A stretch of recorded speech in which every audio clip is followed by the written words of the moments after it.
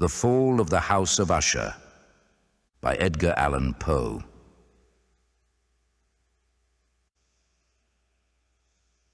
During the whole of a dull, dark and soundless day in the autumn of the year, when the clouds hung oppressively low in the heavens, I had been passing alone, on horseback, through a singularly dreary tract of country, and at length found myself, as the shades of the evening drew on, within view of the melancholy house of Usher. I know not how it was, but with the first glimpse of the building, a sense of insufferable gloom pervaded my spirit. I say insufferable, for the feeling was unrelieved by any of that half-pleasurable, because poetic, sentiment with which the mind usually receives even the sternest natural images of the desolate or terrible. I looked upon the scene before me, upon the mere house and the simple landscape features of the domain, upon the bleak walls, upon the vacant eye-like windows, upon a few rank sedges, and upon a few white trunks of decayed trees, with an utter depression of soul which I can compare to no earthly sensation more properly than to the after-dream of the reveller upon opium, the bitter lapse into everyday life, the hideous dropping off of the veil. There was an iciness, a sinking, a sickening of the heart, an unredeemed dreariness of thought which no goading of the imagination could torture into aught of the sublime. What was it? I paused to think. What was it that so unnerved me in the contemplation of the house of Usher? It was a mystery all insoluble, nor could I grapple with the shadowy fancies that crowded upon me as I pondered. I was forced to fall back upon the unsatisfactory conclusion that while, beyond doubt, there are combinations of very simple natural objects which have the power of thus affecting us, still, the analysis of this power lies among considerations beyond our depth. It was possible, I reflected, that a mere different arrangement of the particulars of the scene, of the details of the picture, would be sufficient to modify, or perhaps to annihilate its capacity for sorrowful impression. And acting upon this idea, I reined my horse to the precipitous brink of a black and lurid tarn that lay in unruffled luster by the dwelling, and gazed down, but with a shudder even more thrilling than before, upon the remodeled and inverted images of the grey sedge and the ghastly tree stems and the vacant and eye-like windows. Nevertheless, in this mansion of gloom, I now propose to myself a sojourn of some weeks. Its proprietor, Roderick Usher, had been one of my boon companions in boyhood, but many years had elapsed since our last meeting. A letter, however, had lately reached me in a distant part of the country. A letter from him, which in its wildly importunate nature had admitted of no other than a personal reply. The MS gave evidence of nervous agitation. The writer spoke of acute bodily illness, of a mental disorder which oppressed him, and of an earnest desire to see me as his best and indeed his only personal friend, with a view of attempting by the cheerfulness of my society some alleviation of his malady. It was the manner in which all this and much more was said, it was the apparent heart that went with his request, which allowed me no room for hesitation, and I accordingly obeyed forthwith what I still considered a very singular summons. Although as boys we had been even intimate associates, yet I really knew little of my friend. His reserve had been always excessive and habitual. I was aware, however, that his very ancient family had been noted time out of mind for a peculiar sensibility of temperament displaying itself through long ages in many works of exalted art and manifested of late in repeated deeds of munificent yet unobtrusive charity, as well as in a passionate devotion to the intricacies, perhaps even more than to the orthodox and easily recognizable beauties, of musical science. I had learned, too, the very remarkable fact that the stem of the Usher race, all time-honored as it was, had put forth at no period any enduring branch. In other words, that the entire family lay in the direct line of descent, and had always, with very trifling and very temporary variation, so lain. It was this deficiency I considered, while running over in thought the perfect keeping of the character of the premises with the accredited character of the people, and while speculating upon the possible influence which the one, in the long lapse of centuries, might have exercised upon the other. It was this deficiency, perhaps, of collateral issue, and the consequent undeviating transmission from sire to son of the patrimony with the name, which had at length so identified the two as to merge the original title of the estate in the quaint and equivocal appellation of the House of Usher, an appellation which seemed to include, in the minds of the peasantry who used it, both the family and the family mansion. I have said that the sole effect of my somewhat childish experiment, that of looking down within the tarn, had been to deepen the first singular impression. There can be no doubt that the consciousness of the rapid increase of my superstition, for why should I not so term it, served mainly to accelerate the increase itself. Such I have long known is the paradoxical law of all sentiments, having terror as a basis. And it might have been for this reason only that when I again uplifted my eyes to the house itself from its image in the pool, there grew in my mind a strange fancy, a fancy so ridiculous, indeed, that I but mention it, to show the vivid force of the sensations which oppressed me. I had so worked upon my imagination as really to believe that about the whole mansion and domain there hung an atmosphere peculiar to themselves and their immediate vicinity, an atmosphere which had no affinity with the air of heaven, but which had reeked up from the decayed trees and the grey wall and the silent tarn, a pestilent and mystic vapor, dull, sluggish, faintly discernible and leaden-hued. Shaking off from my spirit what must have been a dream, I scanned more narrowly the real aspect of the building. Its principal feature seemed to be that of an excessive antiquity. The discoloration of ages had been great. Minute fungi overspread the whole exterior, hanging in a fine tangled webwork from the eaves. Yet all this was apart from any extraordinary dilapidation.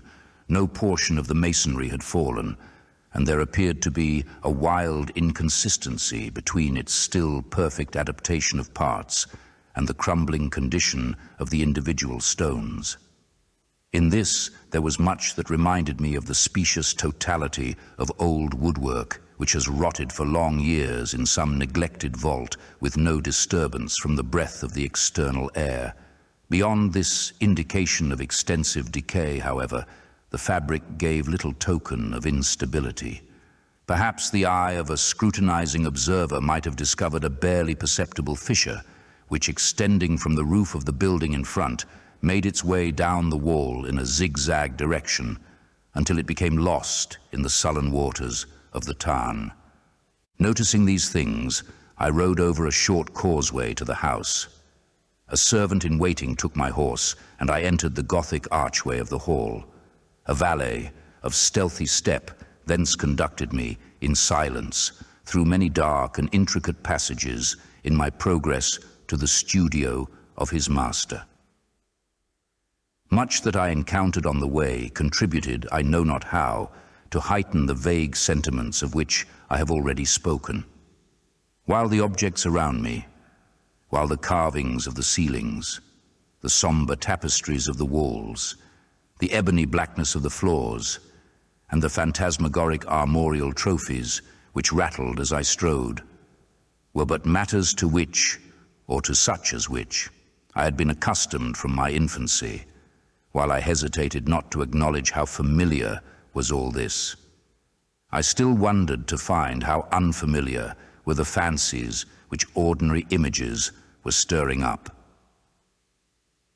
On one of the staircases I met the physician of the family. His countenance, I thought, wore a mingled expression of low cunning and perplexity. He accosted me with trepidation and passed on. The valet now threw open a door and ushered me into the presence of his master. The room in which I found myself was very large and lofty. The windows were long, narrow, and pointed, and at so vast a distance from the black oaken floor as to be altogether inaccessible from within. Feeble gleams of encrimsoned light made their way through the trellised panes and served to render sufficiently distinct the more prominent objects around. The eye, however, struggled in vain to reach the remoter angles of the chamber or the recesses of the vaulted and fretted ceiling.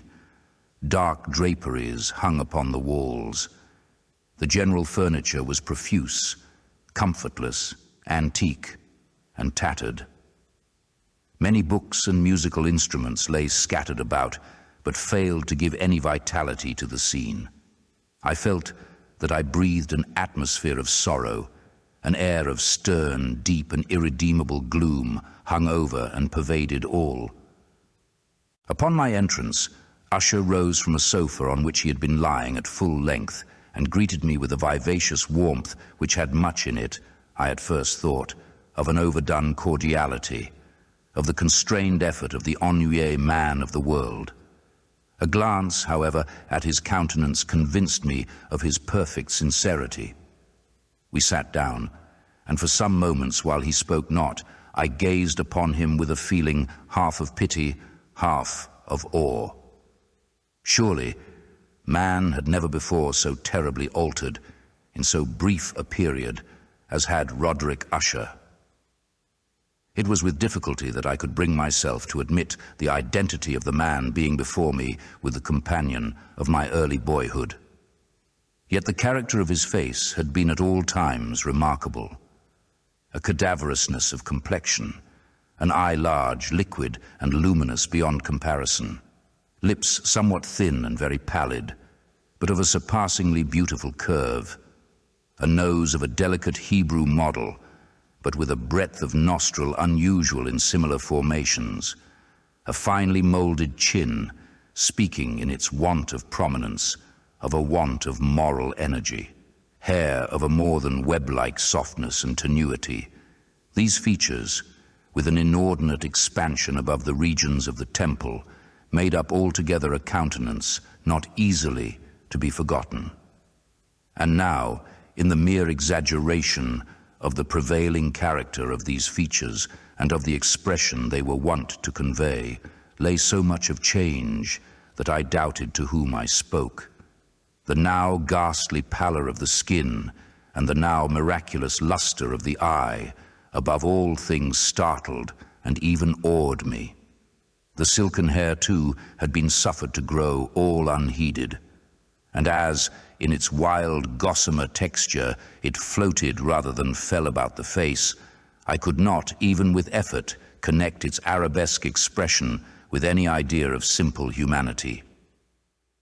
In the manner of my friend, I was at once struck with an incoherence, an inconsistency, and I soon found this to arise from a series of feeble and futile struggles to overcome an habitual trepidancy, an excessive, nervous agitation.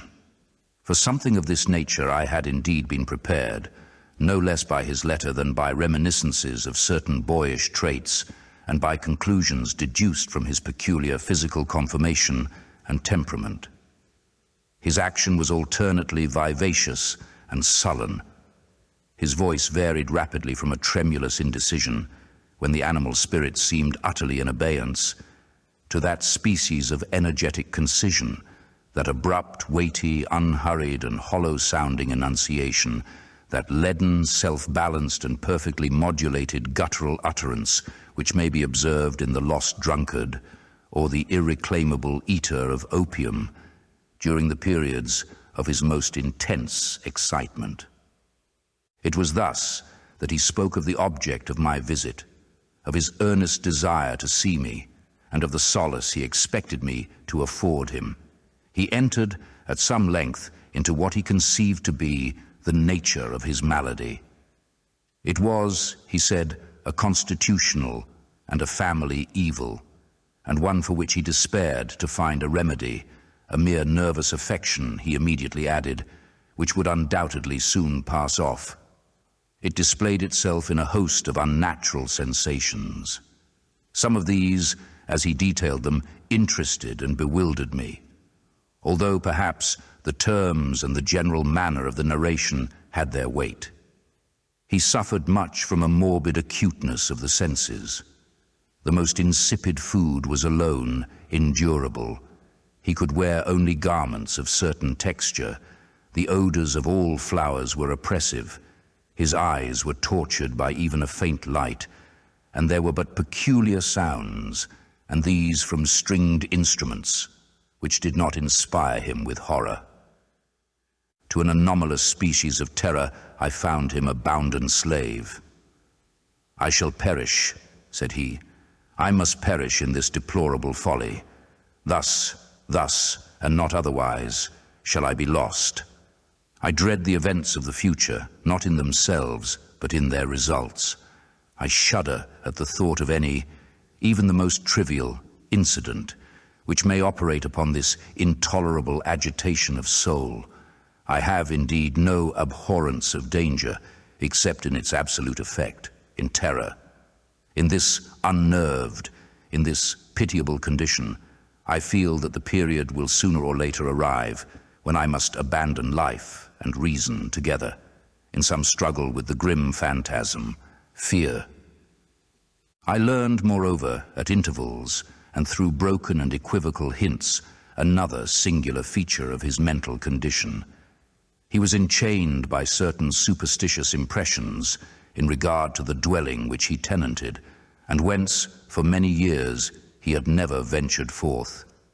In regard to an influence whose supposititious force was conveyed in terms too shadowy here to be restated, an influence which some peculiarities in the mere form and substance of his family mansion had, by dint of long sufferance, he said, obtained over his spirit, an effect which the physique of the grey walls and turrets and of the dim tarn into which they all looked down had, at length, brought about upon the morale of his existence. He admitted, however, although with hesitation, that much of the peculiar gloom which thus afflicted him could be traced to a more natural and far more palpable origin, to the severe and long-continued illness, indeed to the evidently approaching dissolution of a tenderly beloved sister, his sole companion for long years, his last and only relative on earth. Her decease, he said, with a bitterness which I can never forget, would leave him the hopeless and the frail, the last of the ancient race of the Ushers. While he spoke, the Lady Madeline, for so was she called, passed slowly through a remote portion of the apartment and, without having noticed my presence, disappeared. I regarded her with an utter astonishment, not unmingled with dread, and yet I found it impossible to account for such feelings. A sensation of stupor oppressed me as my eyes followed her retreating steps. When a door at length closed upon her, my glance sought instinctively and eagerly the countenance of the brother, but he had buried his face in his hands, and I could only perceive that a far more than ordinary wanness had overspread the emaciated fingers through which trickled many passionate tears. The disease of the Lady Madeline had long baffled the skill of her physicians, a settled apathy, a gradual wasting away of the person, and frequent although transient affections of a partially cataleptical character were the unusual diagnosis. Hitherto, she had steadily borne up against the pressure of her malady, and had not betaken herself finally to bed. But on the closing in of the evening of my arrival at the house, she succumbed, as her brother told me at night, with inexpressible agitation, to the prostrating power of the destroyer. And I learned that the glimpse I had obtained of her person would thus probably be the last I should obtain, that the lady, at least while living, would be seen by me no more. For several days ensuing, her name was unmentioned by either Usher or myself, and during this period I was busied in earnest endeavors to alleviate the melancholy of my friend. We painted and read together, or I listened, as if in a dream, to the wild improvisations of his speaking guitar.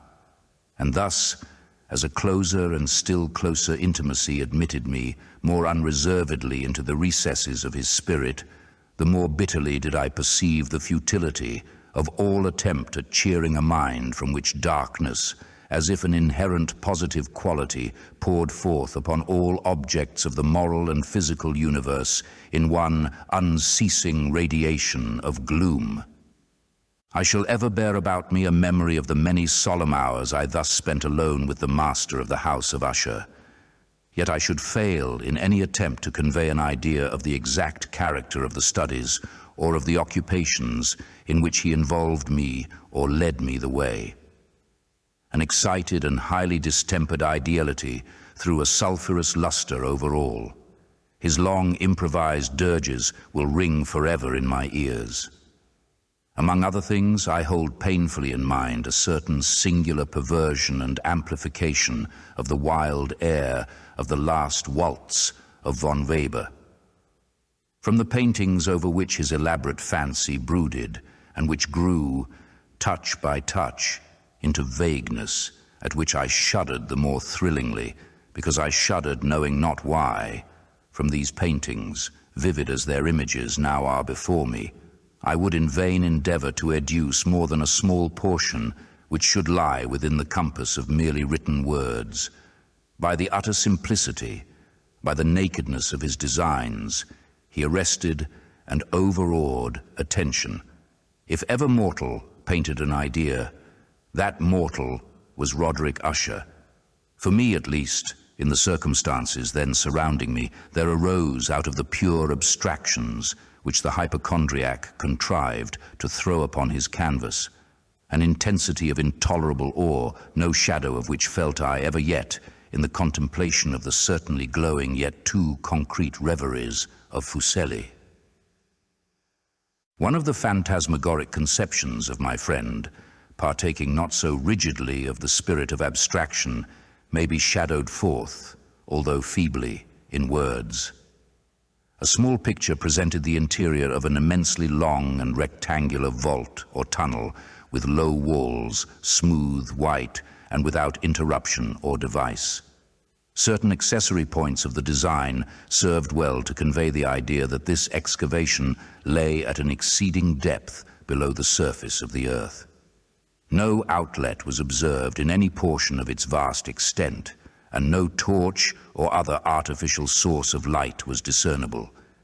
Yet a flood of intense rays rolled throughout and bathed the whole in a ghastly and inappropriate splendor. I have just spoken of that morbid condition of the auditory nerve which rendered all music intolerable to the sufferer, with the exception of certain effects of stringed instruments. It was, perhaps, the narrow limits to which he thus confined himself upon the guitar which gave birth, in great measure, to the fantastic character of the performances. But the fervid facility of his impromptus could not be so accounted for. They must have been, and were, in the notes, as well as in the words of his wild fantasias, for he not unfrequently accompanied himself with rhymed verbal improvisations. The result of that intense mental collectedness and concentration to which I have previously alluded as observable only in particular moments of the highest artificial excitement. The words of one of these rhapsodies I have easily remembered.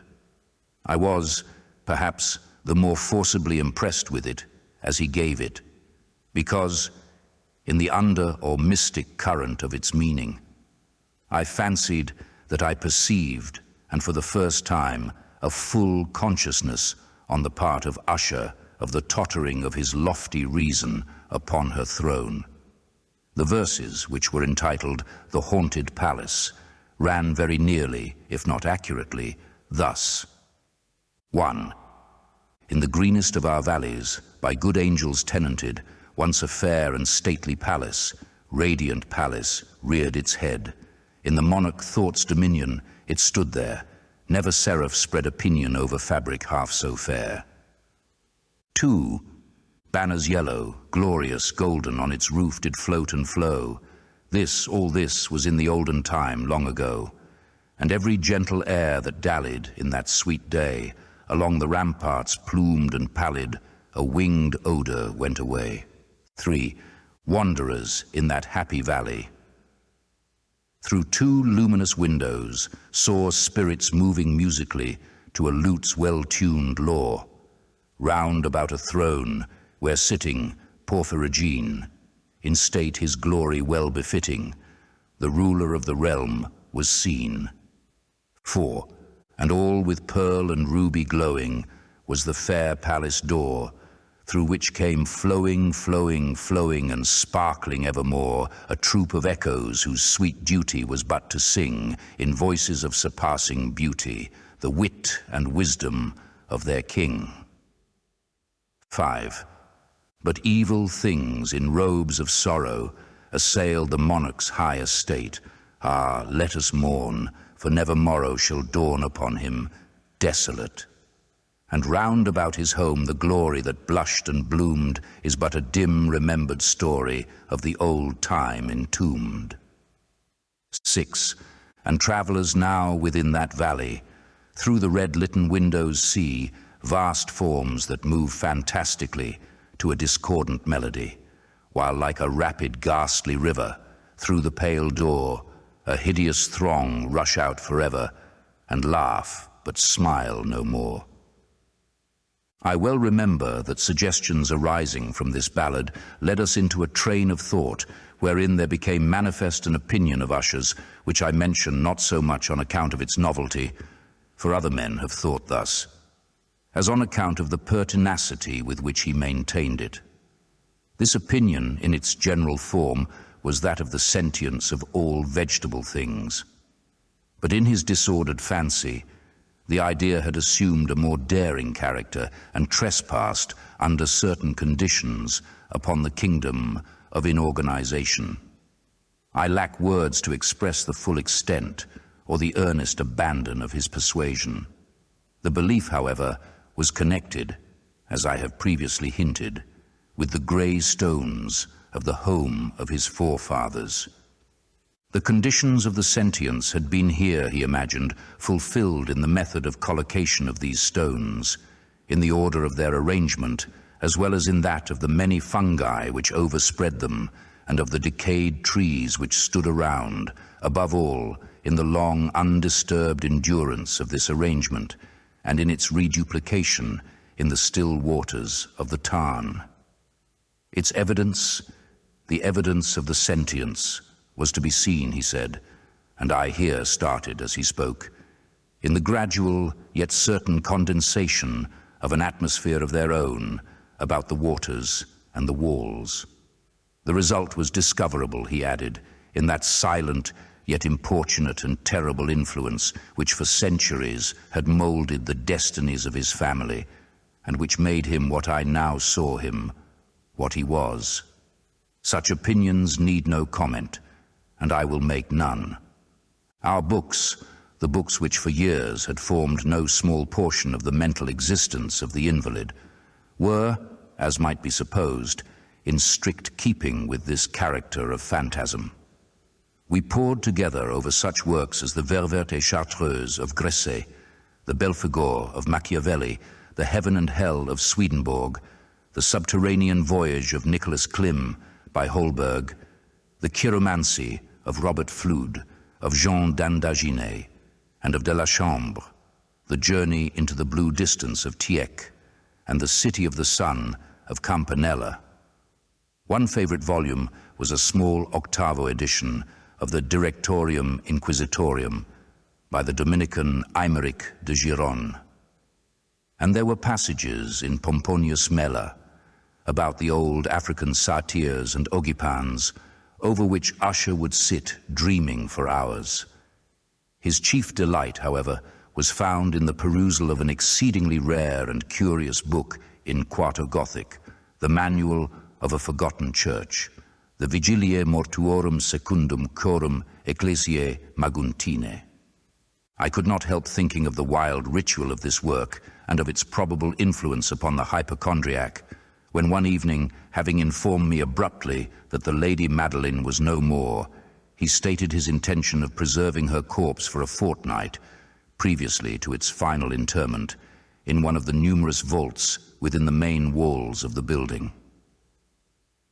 The worldly reason, however, assigned for this singular proceeding was one which I did not feel at liberty to dispute.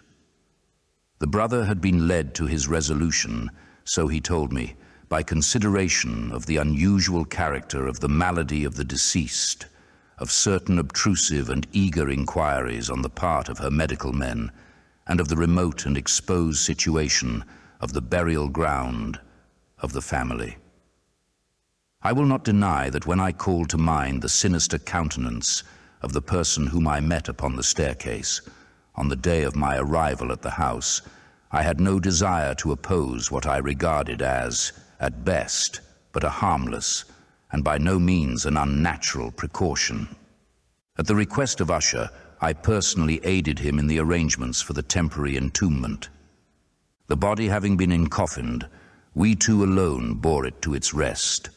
The vault in which we placed it, and which had been so long unopened that our torches, half smothered in its oppressive atmosphere, gave us little opportunity for investigation, was small, damp, and entirely without means of admission for light, lying at great depth, immediately beneath that portion of the building in which was my own sleeping apartment.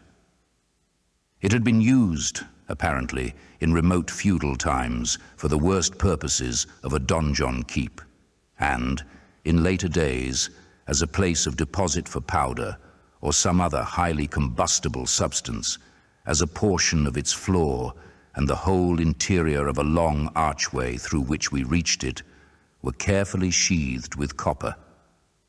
The door, of massive iron, had been also similarly protected. Its immense weight caused an unusually sharp, grating sound as it moved upon its hinges. Having deposited our mournful burden upon trestles within this region of horror, we partially turned aside the yet unscrewed lid of the coffin and looked upon the face of the tenant.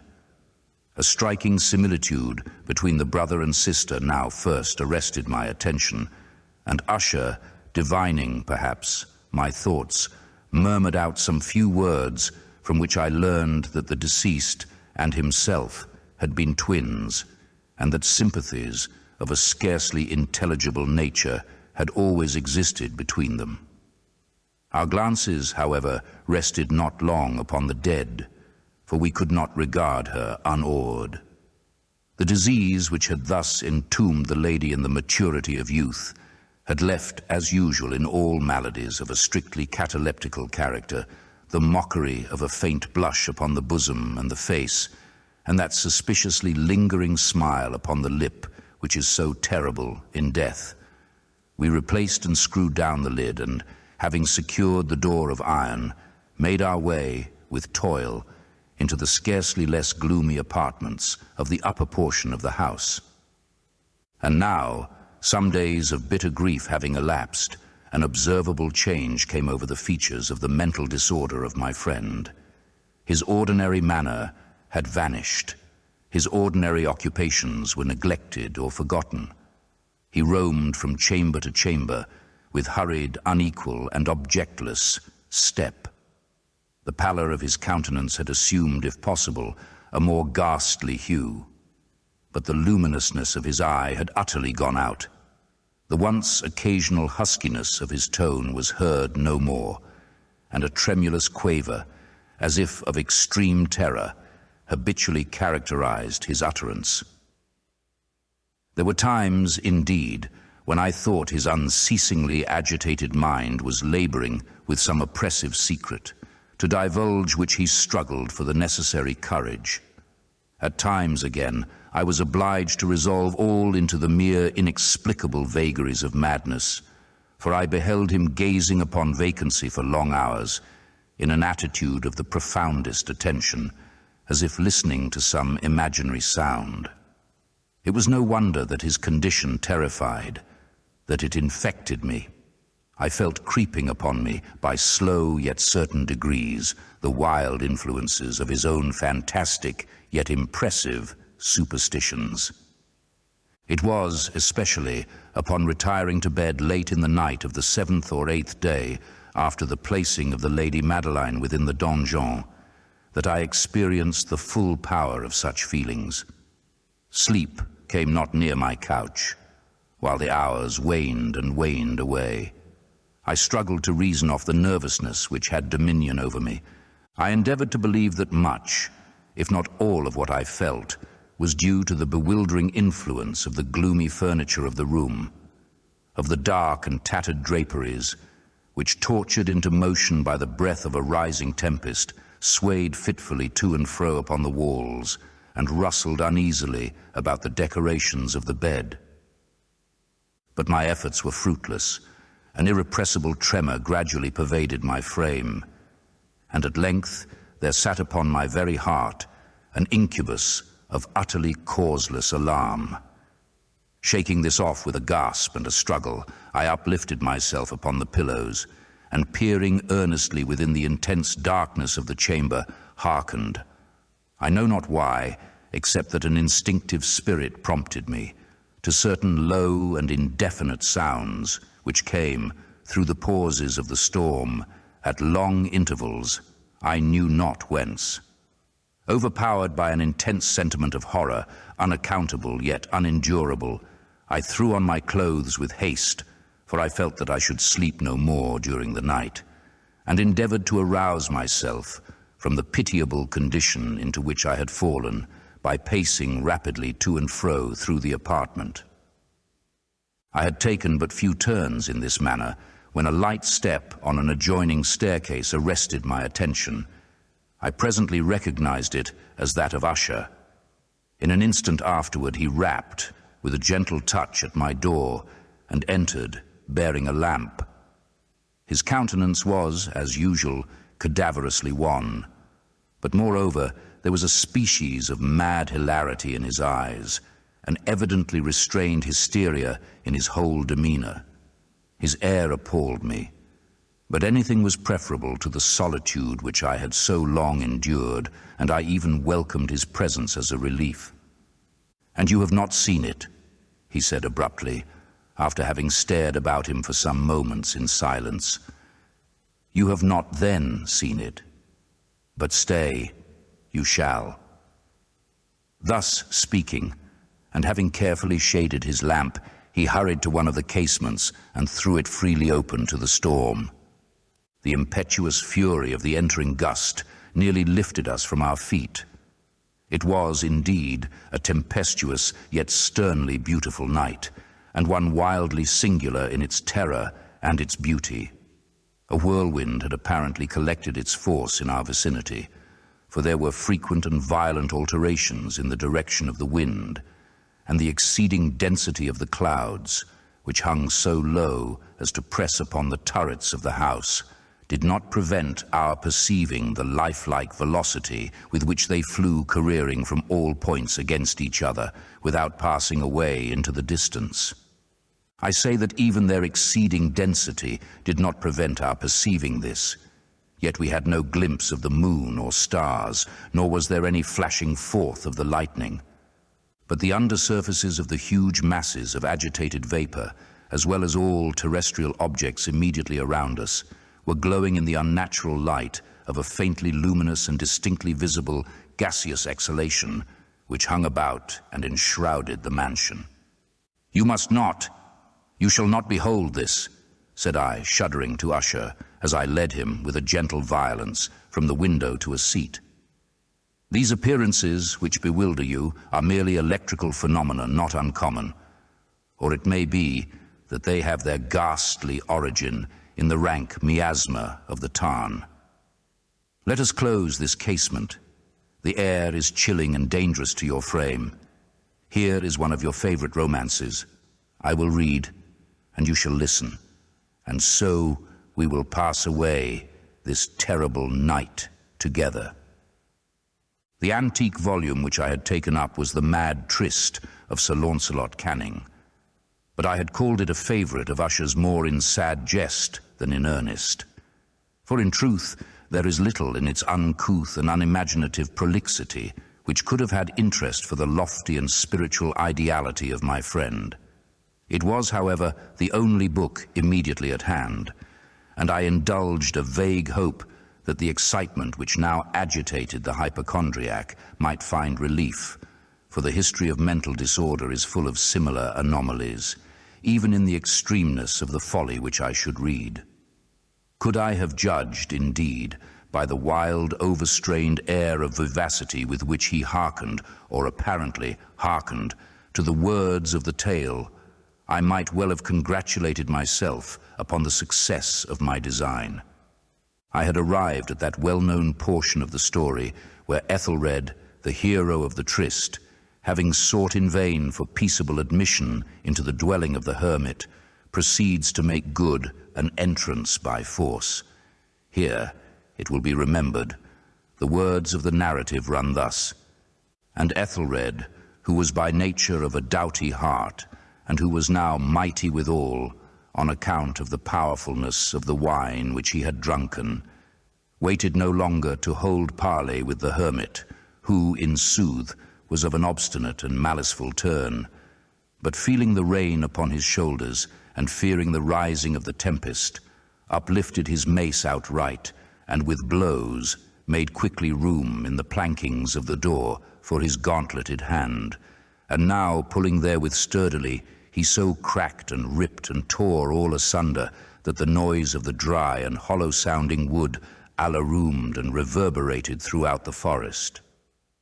At the termination of this sentence I started and for a moment paused, for it appeared to me, although I at once concluded that my excited fancy had deceived me, it appeared to me that, from some very remote portion of the mansion, there came indistinctly to my ears what might have been, in its exact similarity of character, the echo, but a stifled and dull one certainly, of the very cracking and ripping sound which Sir Launcelot had so particularly described.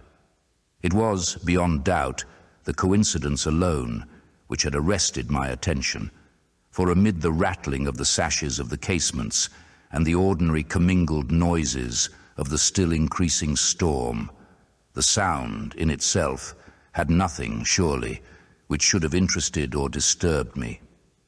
I continued the story, but the good champion Ethelred, now entering within the door, was sore enraged and amazed to perceive no signal of the maliceful hermit, but, in the stead thereof, a dragon of a scaly and prodigious demeanour and of a fiery tongue, which sat in guard before a palace of gold with a floor of silver. And upon the wall there hung a shield of shining brass with this legend enwritten: "Who entereth herein a conqueror hath been, who slayeth the dragon, the shield he shall win." Here again I paused abruptly, and now with a feeling of wild amazement, for there could be no doubt whatever that, in this instance, I did actually hear, although from what direction it proceeded I found it impossible to say. A low and apparently distant, but harsh, protracted, and most unusual screaming or grating sound, the exact counterpart of what my fancy had already conjured up for the dragon's unnatural shriek as described by the romancer. Oppressed, as I certainly was, upon the occurrence of this second and most extraordinary coincidence by 1,000 conflicting sensations in which wonder and extreme terror were predominant, I still retained sufficient presence of mind to avoid exciting, by any observation, the sensitive nervousness of my companion.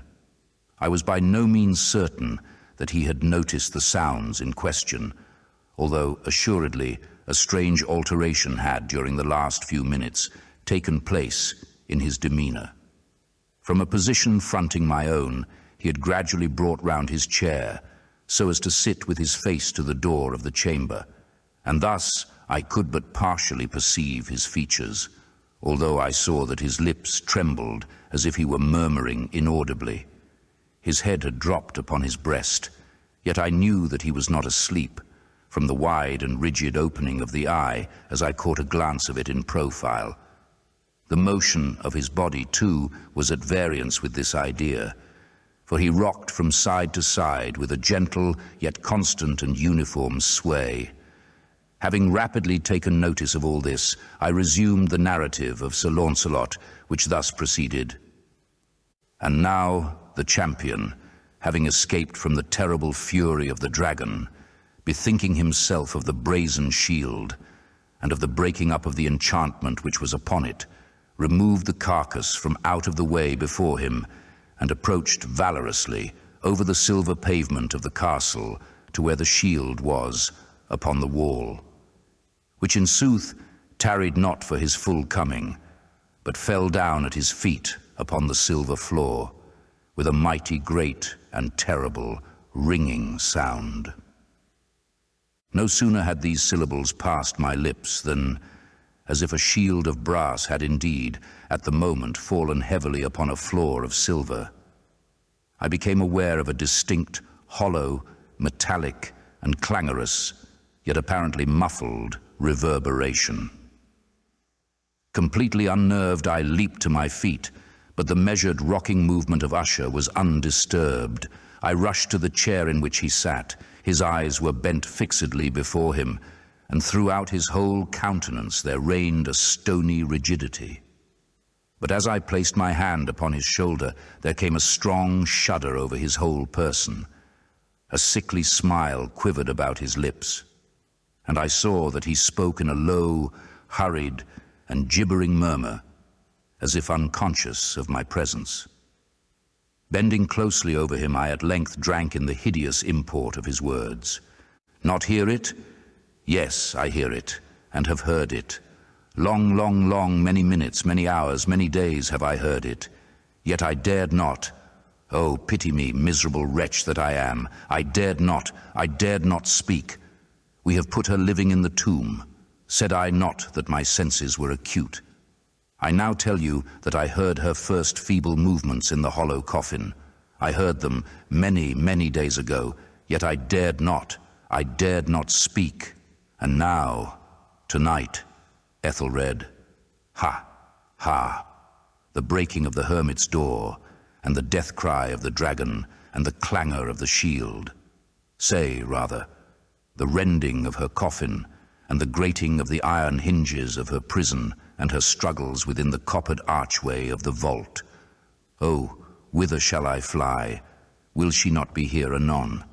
Is she not hurrying to upbraid me for my haste? Have I not heard her footstep on the stair? Do I not distinguish that heavy and horrible beating of her heart? Madman! Here he sprang furiously to his feet and shrieked out his syllables, as if in the effort he were giving up his soul. Madman! I tell you that she now stands without the door. As if in the superhuman energy of his utterance there had been found the potency of a spell, the huge antique panels to which the speaker pointed threw slowly back upon the instant their ponderous and ebony jaws. It was the work of the rushing gust. But then, without those doors, there did stand the lofty and enshrouded figure of the Lady Madeline of Usher. There was blood upon her white robes, and the evidence of some bitter struggle upon every portion of her emaciated frame. For a moment, she remained trembling and reeling to and fro upon the threshold. Then, with a low, moaning cry, fell heavily inward upon the person of her brother, and in her violent and now final death agonies, bore him to the floor a corpse and a victim to the terrors he had anticipated. From that chamber and from that mansion I fled aghast.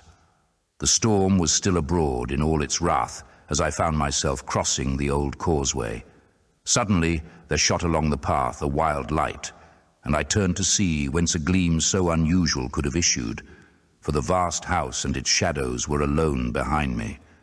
The radiance was that of the full, setting and blood-red moon, which now shone vividly through that once barely discernible fissure of which I have before spoken as extending from the roof of the building in a zigzag direction to the base.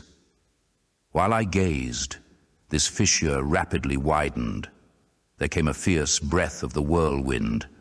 The entire orb of the satellite burst at once upon my sight.